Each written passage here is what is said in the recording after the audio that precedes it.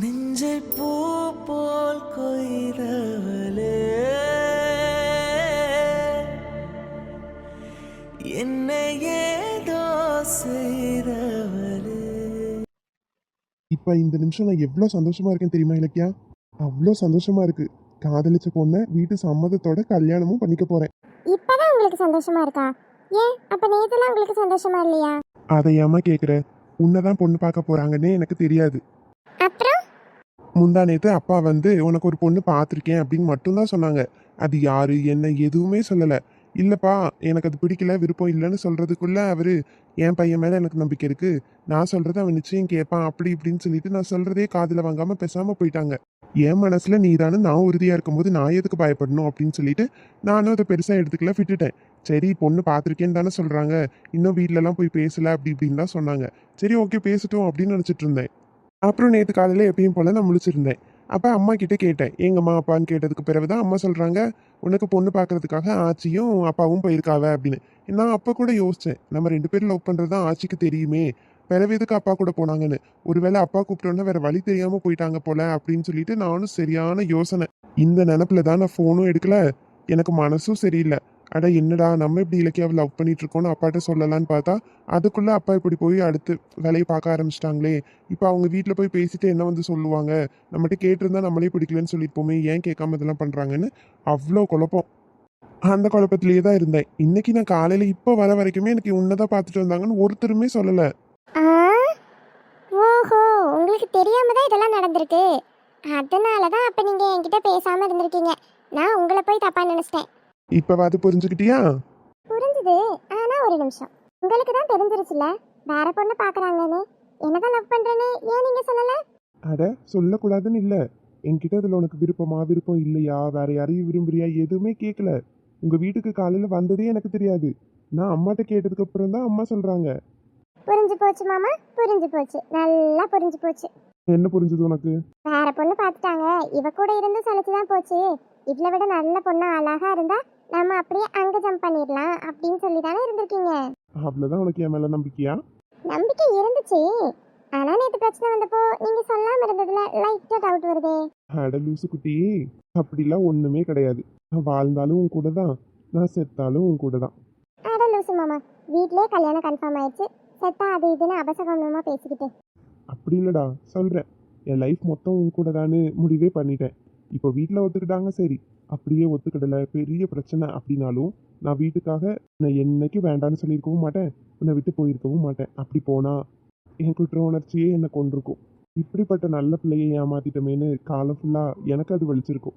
அந்த அளவுக்கு நீ என் லைஃப்பில் கிடைச்ச பெரிய பொக்கிஷம். யாராவது பொக்கிஷம் புதையெல்லாம் கிடைச்சா தவற விடுவாங்களா? தவற விட்டா அவங்கள மாதிரி முட்டாள் யாருமே இல்லை. அந்த மாதிரி தான் நீ எனக்கு. என்னோட பொக்கிஷத்தை நான் எதுக்காகவும் யாருக்காகவும் தவற விடவே மாட்டேன், என் கூடையே வச்சுப்பேன். உன்னை மொத்தம் நேசிக்கிறேன், உந்தன் மூச்சை சுவாசிக்கிறேன், நீ வசிக்கும் குடிசை என் மாட மாளிகை, காதலோட வேதமில்லை உன்னோடு வாழாத வாழ்வென்னவா. அந்த அளவுக்கு என்ன பிடிச்சிருக்கா மாமா? பிடிச்சிருக்கா இல்லைம்மா, அவ்வளோ பிடிச்சிருக்கு. உன்னை மட்டும்தான் பிடிச்சிருக்கு. அது என்னமோ தெரியல, நான் காலேஜ் படிக்கும் போச்சுல என் கூட இருக்க பசங்கள்லாம் லவ் பண்ணிட்டு அவங்க ஆளை பார்க்க முடியல, பேச முடியல, இல்லை அவங்களுக்குள்ள பிரச்சனை அப்படின்னா என்கிட்ட வந்து ரொம்ப பேசுவாங்க. எனக்கு அப்படி இருக்கு மச்சான் இப்படி இருக்கு மச்சான்னு. அப்போ எனக்கு அவங்கள பார்க்க சிரிப்பாக வரும். என்னடா இது, இத்தனை வருஷம் வீட்டில் அப்பா அம்மா தான் வளர்க்குறாங்க, இடையில வந்த பொண்ணுக்காக இவனுங்க இப்படி ஃபீல் பண்ணுறானுங்களே அப்படின்னு நான் நிறையா சிரிச்சிருக்கேன். ஆனால் நீ என் லைஃப்பில் வந்ததுக்கு அப்புறம் தான் லவ்னா என்ன, லவ் எப்படி இருக்கும், நீ என் பக்கத்தில் இருந்தால் சின்ன குழந்த மாதிரி நான் சந்தோஷமாகறதும், நீ இல்லாதப்போ உன்னை தேடி அழுகிறதும், நீ இல்லாத ஒரு நாள் ஒரு நிமிஷம் கூட எனக்கு அவ்வளோ பெரிய வழியை என் இதயத்தில் ஒரு சுமையை கொடுக்கறத நான் உணர்ந்திருக்கேன். அப்போ தான் புரிஞ்சுது நீ இல்லாமல் என்னால் இருக்க முடியாது, உன்னை நான் என் மனசில் அவ்வளோ பெரிய இடத்துல வச்சுருக்கேன்னு. அப்புறம் தான் லவ் பண்ணுறவங்களோட வலி வேதனை எல்லாமே எனக்கு புரிஞ்சுது. நான் யாரை பார்த்து அன்னைக்கு சிரிச்சனோ அந்த மாதிரி நிலைமையை தான் கடவுள் எனக்கு கொடுத்துருக்காரு. அவங்களுக்கு வந்தால் தான் அந்தந்த கஷ்டமும் சந்தோஷமும் புரியுங்கிற மாதிரி தான் இருந்துச்சு.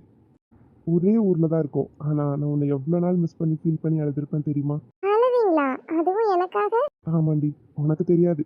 பல நாள் இப்போ என் பக்கத்தில் அவள் இருந்தால் எவ்வளோ சந்தோஷமாக இருக்கும்னு தோணும். உன் கூடயே இருக்கணும், உன்னை நல்லா பார்த்துக்கணும் அப்படின்னு நிறைய தோணும். உனக்கு ஆசைப்பட்டதெல்லாம் வாங்கி தரணும், பிடிச்சதெல்லாம் செய்யணும், உன்னை ரொம்ப சந்தோஷமா வச்சுக்கணும். இப்படி ஒருத்தனை போய் நம்ம லவ் பண்ணி கல்யாணம் பண்ணிட்டோமேன்னு ஒரு நாள் கூட நீ சொல்லிடக்கூடாது. அந்த அளவுக்கு ஒன்று சந்தோஷமா பார்த்துக்கணும்னு என் மனசுக்குள்ள அவ்வளோ ஒரு ஆசை தெரியுமா. என் குடும்பத்து பார்வைக்கு நான் இன்னும் சின்ன பையன், ஒரு வயசு பையன் அவ்வளோதானே தெரிஞ்சாலும் என் பார்வைக்கு உனக்கு இன்னொரு அப்பாவா இருக்கணும். எனக்கு ஒரு குழந்தை இருந்தால் அந்த குழந்தைய நான் எப்படி பொத்தி பொத்தி பார்த்துக்குவேனோ அப்படி ஒன்று பார்த்துக்கணும்னு அவ்வளோ ஆசை.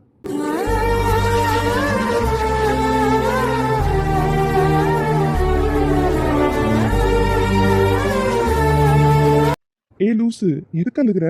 நான் ஏன் அழுகிறேன் எதுக்கு அழுகிறேன்லாம் தெரியல. ஆனால் எனக்கு கண்ணீர் வருது. நான் தப்பான பையனை தேர்ந்தெடுக்கல, எனக்கு ஏற்றவனாதான் பார்த்து தேர்ந்தெடுத்திருக்கேன். நம்ம 2 பேரும் சேர்ந்து எப்போ வாழுவோண்டா நானும் வெயிட் பண்ணிட்டு இருக்கேன். இனி நம்ம வாழ்க்கையில் வர இன்பம் துன்பம் நல்லது கெட்டது சோகம் சந்தோஷம்னு எல்லாத்தையும் நம்ம சேர்ந்து இதை கொண்டு சமாளித்து நல்லபடியாக இருக்கணும். நல்லபடியா இருப்போம். ஊருக்கு தான் நம்ம 2 பேரும் புருஷன் பொண்டாட்டி. ஆனால் என் உயிர் உன்கிட்டையும் உன் உயிர் என்கிட்டையும் ரொம்பவே பத்திரமா இருக்கு. ஐ லவ் யூ இலக்கியாம்மா. லவ் யூ ஸோ மச் மாமா. சே, இப்படிலாம் அழுகிறது எனக்கு பிடிக்காது. ஆரம் பொண்டாட்டி அழுகலாமா? மாறம் பொண்டாட்டினா கொம்பா? ஃபீலிங்ஸ் எல்லாருக்கும் ஒன்று தான். அழுக வந்து அழுக வேண்டிதான். சரி சரி, அப்ப சீக்கிரம் அழுத முடி. எவ்வளோ அழுகணுமோ அழுதுக்கோ. என்ன மாமா இப்படி சொல்றீங்க? நீ தானே சொன்ன ஆரம் பொண்டாட்டினா கொம்பா, எல்லாருக்கும் ஃபீலிங்ஸ் ஒண்ணுதானே. உன் ஃபீலிங்ஸ்குள்ள நான் தலையிடக்கூடாதுல்ல, அதான் அழுதுக்கோ. அப்படி சொன்னா ஆளாதானே நீங்க தான் கொஞ்சணும். கொஞ்சமா என் தங்கத்தை ஆமா. கஞ்சிடுவான்.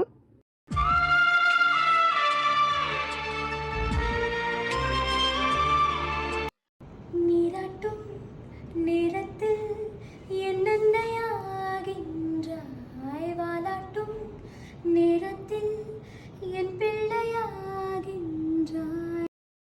பாப்புக்குட்டி, அம்மாவும் நானும் நல்லா கோயிலுக்கு போய் நீங்க நல்லபடியா பிறக்கணும், அம்மாக்கும் எந்த பிரச்சனையும் வரக்கூடாதுன்னு நல்லா சாமியை வேண்டிட்டு வந்திருக்கோம். இன்னும் கொஞ்ச நாள் பொறுத்துக்கங்க, சீக்கிரம் வெளியே வந்துருவீங்க. வந்ததுக்கு அப்புறம் அப்பா கூடயும் அம்மா கூடயும் ஜாலியா விளையாடலாம். சரியா? பாப்பு குட்டிலாம் இல்ல. அதெல்லாம் இல்ல, எனக்கு பாப்புக்குட்டி தான் பிறப்பா, தெரியும். ஆஹா, எனக்கு உன்ன மாதிரி சமத்தா அழகா பையன் தான் வேணும். எனக்கும் உன்ன மாதிரி சமத்தா அழகா பொண்ணு தான் வேணும். சாரி, சமத்தா அழகா உன்ன மாதிரின்னு சொல்லிட்டேன். அழகு கூட ஓகே, நீ ஓரளவுக்கு அழகா தான் இருக்க. ஆனா நீ தான் சமத்தா இருக்க மாட்டியே. அகம் பிடிச்ச கழுதையாச்சு. உன்ன மாதிரிலாம் என் பொண்ணு இருக்க கூடாதுப்பா, சமத்து குட்டியா இருக்கணும். ஆஹா, எப்படி எப்படி நான் அகம் பிடிச்ச கழுதையா? ஆமா, நாங்க சொல்றது யார் சொல்றதாவது நீ கேப்பியா? உன் மனசுக்கு என்ன சரின்னு தோணுதோ அதுதானே நீ செய்வ. ஆமா, மனசுக்கு பிடிச்சதை செஞ்சா அகம் பிடிச்ச கழுதையா? அச்சோ, கோவப்படாத. திரும்ப ஒன்று சமாதானப்படுத்த என்னால முடியாது. முன்னாடி கூட கம்மியாக தான் சண்டை போட்டுட்டு இருந்தேன். இப்போ என்னமோ ரொம்ப சண்டை போடுற. கேட்டா எல்லா பழியும் தூக்கி குழந்தை மேலே போட்டுட்டு ப்ரெக்னெண்டா இருக்கனால எனக்கு மூட் ஸ்விங்ஸ் ஆகுது, எனக்கு மைண்ட் அப்படி இருக்கு இப்படி இருக்குன்னு என்னென்னமோ கதை சொல்ற. ஹலோ, நான் ஒன்றும் போய் சொல்லல. பிரெக்னன்சி டைம்ல மூட் ஸ்விங்ஸ் இருக்கும் தானே?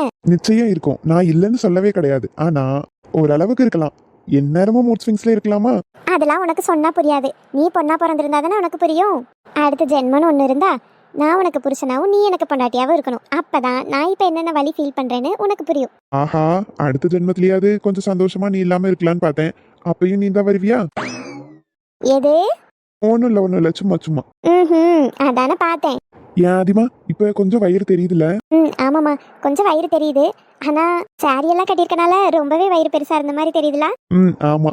சரி, எப்ப இருந்து நல்லா வயிறு தெரியும்? அதான் 3 மாசம் முடிஞ்சிட்டுல. இனி கொஞ்சம் கொஞ்சமா 4, 5ன்னு தெரியும். ஒரு சிலர் உடம்ப பொறுத்து தெரியறது இருக்கு. ஒரு சிலவங்களுக்கு நிற மாசமா இருக்கும்போது கூட இப்பதான் 5, 6 மாதிரி குட்டியா தான் இருக்கும் வயிறு. ஆனா ஒரு சிலவங்களுக்கு 5, 6 மாசத்துலயே பெருசா வயிறு தெரியும். அது பாடி கண்டிஷன் பொறுத்து. அதெல்லாம் ஒன்றும் பிரச்சனை இல்லை. ஓஹோ, நினைச்சு பாரு, இன்னும் கொஞ்சம் மாசத்துல நீயும் நிற மாசம் ஆயிடுவ. நடக்க முடியாம உட்கார முடியாம ரொம்பவே சிரமப்படுவல. சிரமம் தான் இருந்தாலும் இப்ப இந்த 10 மாசமா என்னென்ன வழி ஃபேஸ் பண்றோமோ, என்னென்ன கஷ்டப்படுறோமோ, சம்டைம்ஸ் எதுக்குன்னே தெரியாம இரிட்டேட் ஆகும், கோவமா வரும், அழுகையா வரும். ஆனா இதெல்லாம் யோசிச்சுட்டு இப்படி திரும்பினா வயிற்ற பார்த்தோன்னே சரி நம்ம குழந்தை உள்ள இருக்கு, இதுக்காக தானே எல்லாமே அப்படின்னு நினைக்கும் போது அந்த கவலையெல்லாம் பறந்து போயிடும். ப்ரெக்னன்சி வழியை நினைக்கும் போது தான் ரொம்ப பயமா இருக்கு. அது எப்படி இருக்கும் என்ன ஏதுன்னு தெரியலல்ல. ஃபர்ஸ்ட் ப்ரெக்னன்சி வேற, ரொம்பவே பயமா இருக்கு. ஆனால் நம்பிக்கை இருக்கு. நல்லபடியா C-செக்ஷன் இல்லாமல் நான் நார்மல் டெலிவரி பண்ணணும்னு முழு ஹார்ட் ஒர்க் போடுறேன். ஃபுட்டெல்லாம் நல்லா சாப்பிட்றேன். அவங்க என்னென்ன சொன்னாலும் அதை அப்படியே வந்து ஃபாலோ பண்ணணும் அப்படிங்கிற ஐடியாவில் இருக்கேன். அது எக்ஸசைஸாக இருக்கட்டும், ஃபுட்டாக இருக்கட்டும், டேப்லெட்ஸாக இருக்கட்டும், எல்லாமே போட்டு நல்லா பத்திரமா இருக்கணும். நார்மல் டெலிவரியில் பண்ணணும்னு நினச்சிருக்கேன். நான் நினச்சது மாதிரியே நடந்தால் சந்தோஷம். நிச்சயம் பாப்பா நார்மல் டெலிவரியில தான் வருவா. உனக்கு ரொம்ப கஷ்டம் கொடுக்காம பெயின் வந்த உடனே பாப்பா வெளியே வந்துருவா. அப்போ நான் சொன்னா பாப்பா கேட்பால, நான் அப்பப்போ பாப்பா கிட்ட சொல்கிறேன். சரிம்மா. பாப்புக்குட்டி, அம்மா வயிற்றுக்குள்ள நீங்கள் இப்போ பத்திரமா இருக்கீங்க. உங்களுக்கு ஒரு பிரச்சனையும் வராம அம்மாவும் அப்பாவும் சேர்ந்து பார்த்துக்குவோம். அம்மா வீட்டுல சும்மா இல்லடா, அம்மாவும் வேலைக்கெல்லாம் வராங்க. வேலைக்கு வர்றதுனால உன் மேல பாசம் இல்லைன்னு அர்த்தம் இல்ல அம்மாக்கு. அம்மா உன்னையும் பத்திரமா வயிற்றுல வச்சுட்டு நேரத்துக்கு என்னென்ன டேப்லெட் போடணுமோ போடுறாங்க, என்னென்ன சாப்பிடணும் சாப்பிடக்கூடாதுன்னு சொல்றாங்களோ அதெல்லாம் பார்த்து பார்த்து சாப்பிடுறாங்க. அது போக பாப்பா பிறக்கும்போது என் சேவிங்ஸ்ல இருந்து என்னோட சம்பளத்துல இருந்து பாப்பாக்கு ஏதாவது செய்யணும்னு உனக்காக ஆசையா வேலைக்கு வந்துட்டு இருக்காங்க. நீ உள்ள இருந்து அம்மாவையும் ரொம்ப டிஸ்டர்ப் பண்ணக்கூடாது, சமத்து குட்டியா இருக்கணும். அம்மா நல்ல நல்ல ஃபுட்டா உங்களுக்காக கொடுப்பாங்க, அதை பார்த்து எடுத்து பத்திரமா அழகா வளரணும். சரியா? உன்னை பார்த்துக்க இங்க நிறைய பேர் இருக்கும். அப்பா அம்மா உன் ஆச்சி தாத்தா பாட்டி தாத்தா, உனக்கு அத்தை மாமா சித்தி எல்லாரும் இருக்கும். இன்னும் கொஞ்சம் நல்ல சித்தப்பாவும் வந்தாலும் வந்துருவாங்க. அவ்வளோ பெரிய குடும்பம் உன்னோட வரவை எண்ணி தான் காத்திருக்கோம். நீ பிறக்கும் போதும் அம்மாவுக்கு கஷ்டமே இல்லாம வழி வந்ததும் சீக்கிரம் வெளியே வந்துடணும். சரியா? சரிங்கப்பா, நான் அம்மாவுக்கு கஷ்டம் கொடுக்க மாட்டேன். ஏய்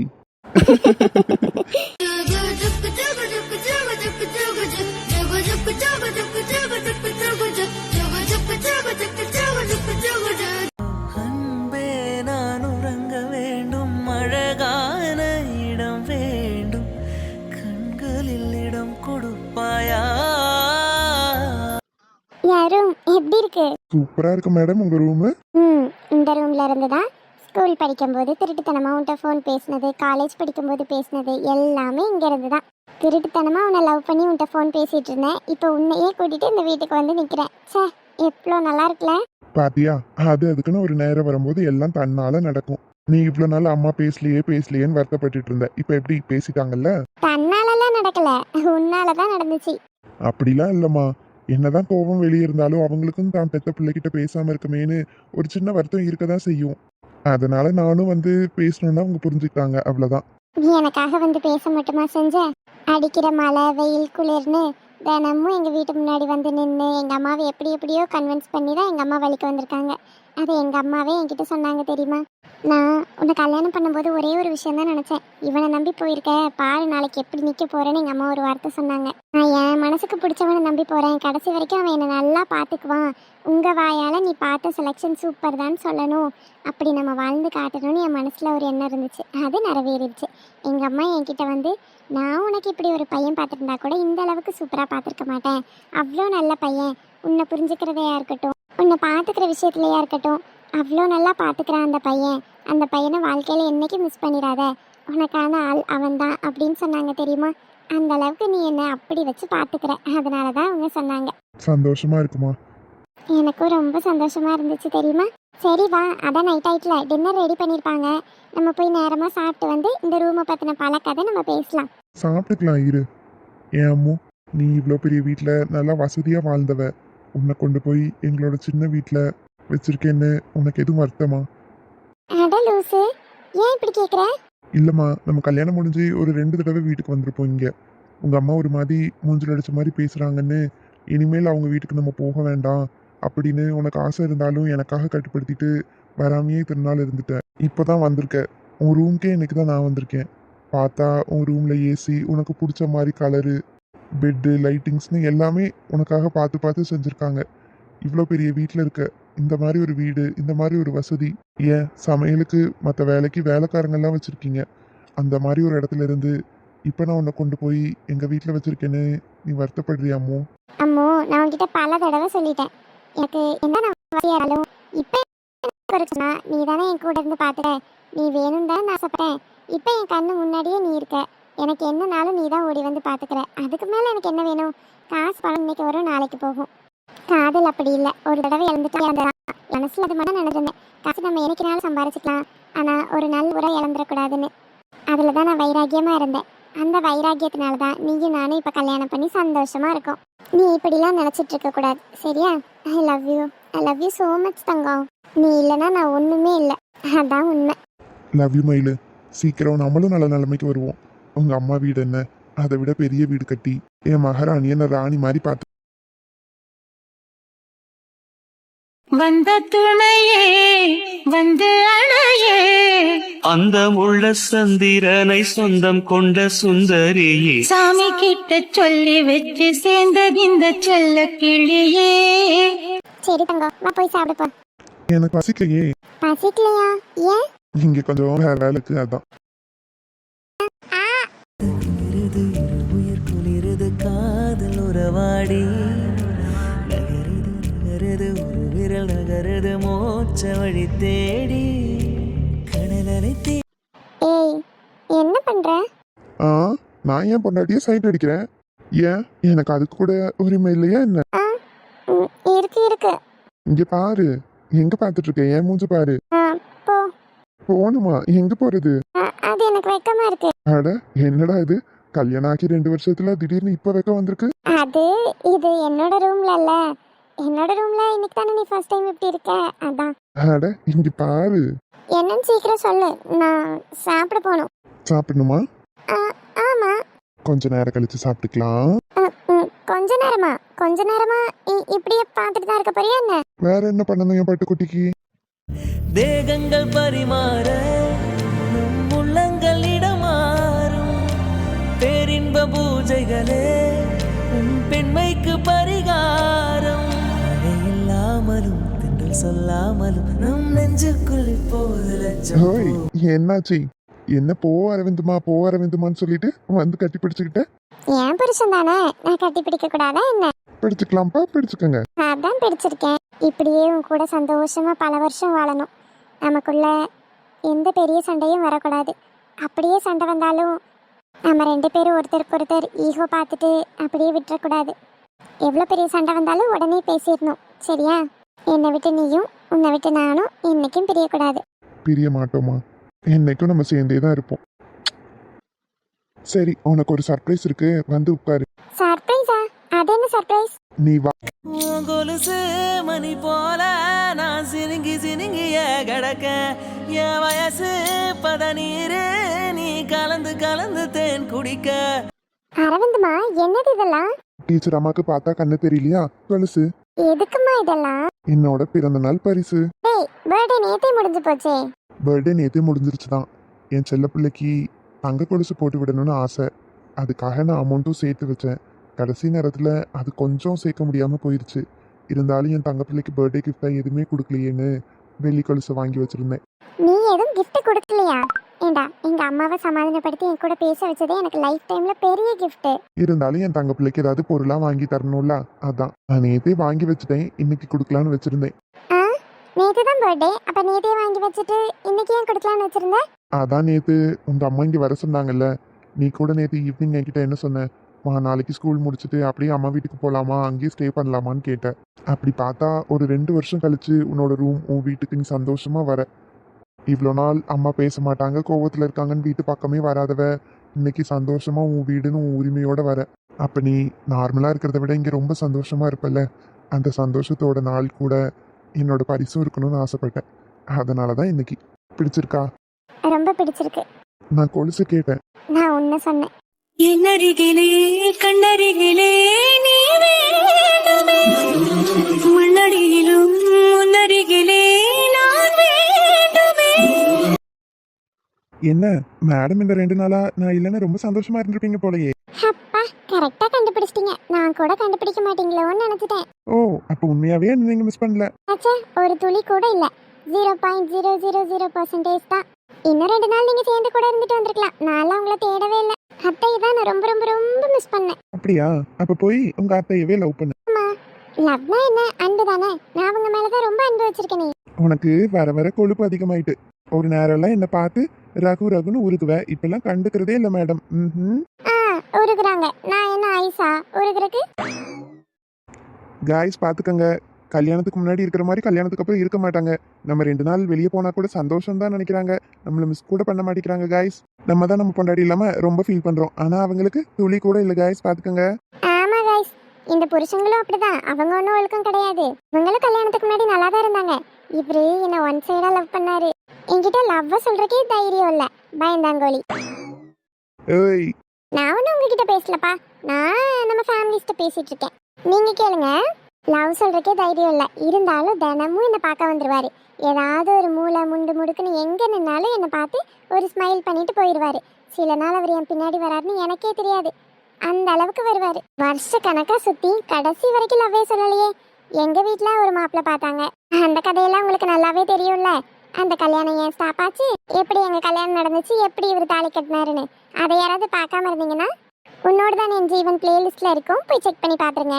என்ன உன் கதையை புலம்புறேன்னு அவங்க கிட்ட வீடியோ பார்க்க சொல்ற? இல்லப்பா, பார்க்காதவங்களுக்கு என்ன சொல்றேனே புரியாதுல்ல, அதான் சொன்னேன். ஆஹா. அப்படி இருந்த மனுஷன் தான் கல்யாணத்துக்கு பிறகு சுத்தம் பாசமே இல்ல. தூரமா இருக்க வரைக்கும் தான் ஆசை பாசம்லாம் போல ஃப்ரெண்ட்ஸ், கிட்ட வந்தா அதெல்லாம் ஒண்ணும் இருக்காது போல. அடிங்கு. சரி சரி, உங்ககிட்ட பேசி ஏன் டைம் வேஸ்ட் பண்ண விரும்பல. அத்தை எங்க? எப்பா அவங்க அத்தையை மிஸ் பண்ணது போதும், உங்க அத்தை வந்துட்டே இருக்காங்க. உங்களை நம்பி தானே அத்தை அனுப்புனேன், இப்படிதான் பாதியில விட்டுட்டு வரதா? எங்க இருக்காங்க? புருஷன் மேல கூட அவ்வளவு அக்கறை இல்லையாடி? புருஷன் அந்த அளவுக்கு என் மேல அக்கறையாவே இல்லையே. அப்படிதான் தெரியும் உனக்கு. சரி, கேட்ட கேள்விக்கு பதில் சொல்லுங்க. உங்க அத்தை குழுவுக்கு காசு கட்ட மறந்துட்டாங்களாம், அதான் வந்த கையோட போய் கொடுத்துட்டு வரேன்னு போயிருக்காங்க. அப்படியா? குழுவுக்கு காசு கட்டணும்னா சுகந்தி அக்கா வீட்டுக்கு போயிருப்பாங்க. சரி வரட்டும். சரி, வந்ததும் வந்துட்டீங்க, போய் ஃப்ரெஷ் அப் ஆயிட்டு வந்தா நான் சமைச்சு வச்சிருக்கேன், சாப்பிடலாம். ஆஹா, என்ன சமைச்சு வச்சிருக்கீங்க மேடம்? அப்படி நீங்க இல்லல்ல, அதனால சூப்பரா காளான் பிரியாணி செஞ்சு சாப்பிட்டோம். நான் இருக்கும்போது மட்டும் ஒரே பருப்பு புளிக்குழம்பு இதே தான் செஞ்சு தந்த. நான் இல்லைன்னு உடனே அக்காவும் தங்கச்சியும் சேர்ந்து காளான் பிரியாணி. சரி சரி, நல்லா சாப்பிட்டீங்கல்ல? நல்லா திருப்தியா சாப்பிட்டு மிச்சம் வச்சிருக்கோம், சாப்பிடுங்க. ஓஹோ, மிச்சம் மீதி போடுற அளவுக்கு ஆயிட்டேனா? அதாவது போடுறேன்னு சந்தோஷப்பட்டுக்கணும். சரிங்க மேடம். சரி சரி, சீக்கிரம் போய் ஃப்ரெஷ் அப் ஆயிட்டு வாங்க. சரி தங்கம், வரேடு. அக்கா, மாமா. தோ ஸ்வேதா வந்துட்டான்னு நினைக்கிறேன். தள்ளு. ஸ்வேதா, ஏமா ஏன் அழுகுறா? நடந்த விஷயத்தையே நினைச்சு ஃபீல் பண்ணிட்டு இருக்காளோ? ஐயோ, இவருக்கு வேற எதுவும் தெரியாது, நான் சொல்லவே இல்லை. என்னாச்சு இவளுக்கு? ஏன் அழுகுறா? ஸ்வேதா, என்னம்மா என்னாச்சு? எதுவும் பிரச்சனையா? எதுனாலும் சொல்லுமா, பாத்துக்கலாம். மாமா, உங்ககிட்ட கொஞ்சம் பேசணும். அக்கா முன்னாடி தான் பேசணும். சொல்லுமா, ஏன்? முதல்ல அழுகிறத ஸ்டாப் பண்ணு. என்னன்னு சொன்னாதானே எனக்கு புரியும். ஐயோ, இவ என்ன சொல்ல போறா? மாமா, என்ன மன்னிச்சிருங்க மாமா. மன்னிக்கணுமா? என்னம்மா சொல்ற? எனக்கு ஒண்ணுமே புரியல. நீ என்ன தப்பு பண்ண உன்னை மன்னிக்கிறதுக்கு? நான் என்ன தப்பு பண்ணலன்னு கேளுங்க மாமா. நான் பண்ணது ஒன்னா ரெண்டா நிறைய இருக்கு மாமா. என்னம்மா சொல்ற? எனக்கு ஒண்ணுமே புரியல, தெளிவா பேசு. மாமா, நான் சொல்ல போற விஷயம் உங்களுக்கு ஷாக்கா தான் இருக்கும். நீங்க ஷாக் ஆனாலும் இதுதான் உண்மை.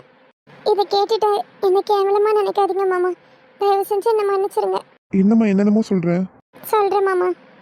நான் இந்த வீட்டுக்கு வந்ததுக்கு காரணம், எனக்கு படிப்பு முடிஞ்சிருச்சு, நான் சும்மா தானே வீட்டில் இருக்கேன், கொஞ்ச நாள் இங்கே வந்து இருந்துட்டு போகலாங்கிறது இல்லை. எனக்கு உங்களை சின்ன வயசுல இருந்தே ரொம்ப பிடிக்கும் மாமா. பிடிக்கும்னா நீங்கள் நினைக்கிற மாதிரி அத்தை பையனா அதில் பிடிக்கும்னு இல்லை, நான் உங்களை காதலிச்சேன் மாமா.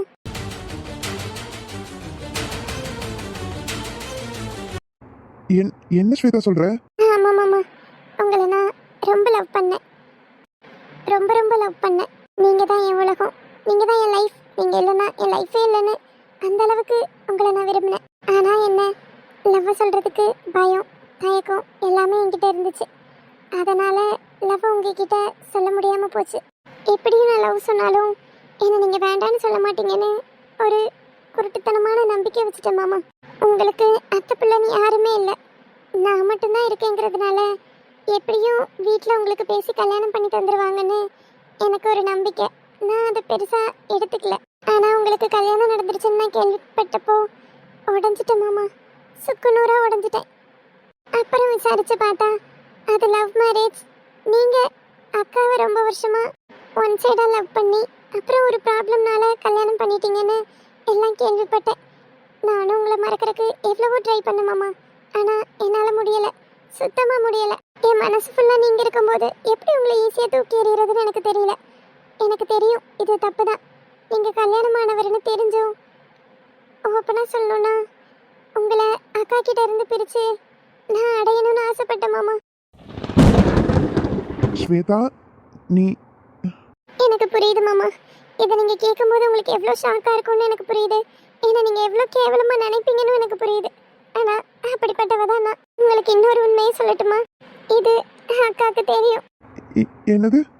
நான் இங்கே வந்த அன்னையிலிருந்து அக்கா கிட்ட இதெல்லாம் சொல்லி அவங்கள கஷ்டப்படுத்தி நான் வேணும்னே உங்ககிட்ட நெருங்கி இருக்கிற மாதிரி சூழ்நிலை எல்லாம் ஏற்படுத்தி உங்ககிட்டயே இருக்கிறது, பேசுறது, சிரிக்கிறது, உங்க கூட வெளியே போறதுன்னு எல்லாம் அவங்கள வெறுப்பேத்துறதுக்காக அவங்க கண்ணு முன்னாடி தான் பண்ணேன். ஒரு நாள் அக்கா என்ன கோவத்துல கூட அடிச்சாங்கல்ல, எல்லாம் இது தெரிஞ்சனால தான். ஆனா அவங்க ஒரு துளி கூட உங்களை சந்தேகப்படவே இல்லை மாமா. உன்னால முடிஞ்சது நீ என்ன வேணா பண்ணிக்கோ, ஆனா என் புருஷனை என்கிட்ட இருந்து யாராலையும் பிரிக்க முடியாதுன்னு தைரியமா சொன்னாங்க. ஆனா நான் உங்ககிட்ட இருந்து பிரிச்சு காட்டியே தீருவேன்னு சொன்னேன். வேணும்னே நிறைய உங்ககிட்ட நெருங்க முயற்சி பண்ணியிருக்கேன்.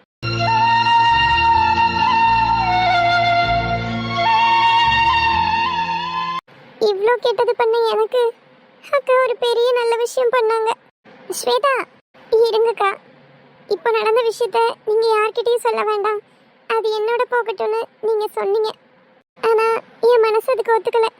இப்போ நடந்த விஷயம் பழைய விஷயம்னு எல்லாத்தையுமே மாமாட்ட சொல்லி மன்னிப்பு கேட்கணும்னு எனக்கு தோணுச்சுக்கா. ப்ளீஸ்க்கா. முத்து, என்ன விஷயம்? என்ன விஷயம் நீ தெரிய வேண்டாம்னு சொன்ன? அது அது ஒன்றும் இல்லைங்க. அவ ஏதோ நான் சும்மா சொல்றேன்னு அக்கா சொல்லுவாங்க. ஆனா நான் சொல்றது தான் மாமா நிஜம், நம்புங்க ப்ளீஸ்.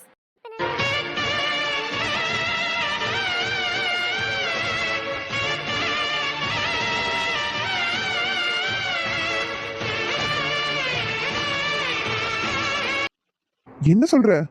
இவ்ளோ இவ்ளோ பெரிய விஷயம் நடந்திருக்கு, என்கிட்ட ஒரு வார்த்தையுமே சொல்லல. ஆமா மாமா, நான் சாக போன என்ன காப்பாத்தி அவன்கிட்ட இருக்க என் வீடியோவை ரெக்கவர் பண்ணி அவனை போலீஸ்லயும் பிடிச்சு கொடுத்தாங்க. இவ்வளவும் இன்னைக்கு காலையில நடந்தது மாமா. முத்து, எங்க அது அக்காவை எதுவும் கேட்காதீங்க மாமா.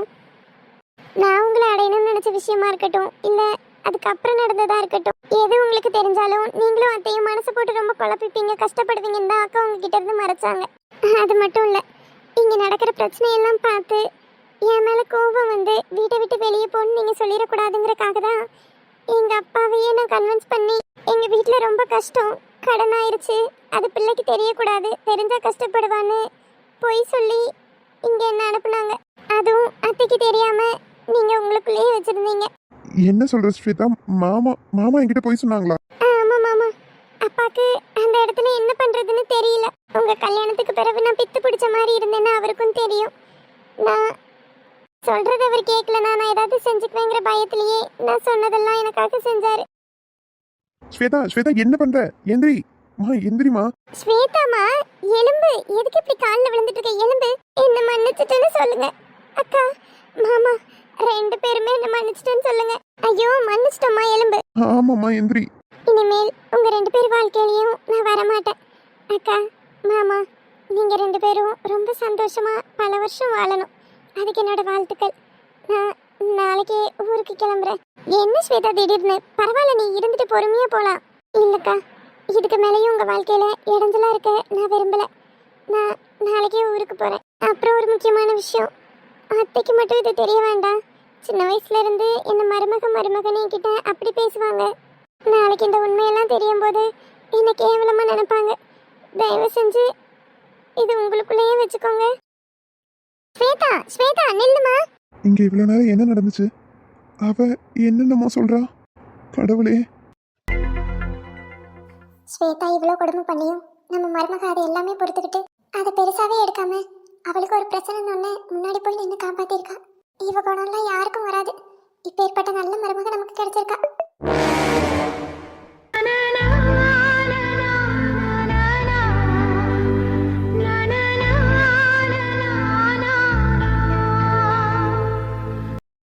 என்னாச்சுங்க? யாராகும் அழுகுறீங்க? என்னால ஸ்வேதா சொன்னதை நம்பவே முடியல. ஆனா அதுதான் உண்மைன்னு அவ காலில் விழுந்து மன்னிப்பு கேட்டுட்டு போயிட்டா. எப்படிமா தாங்கின?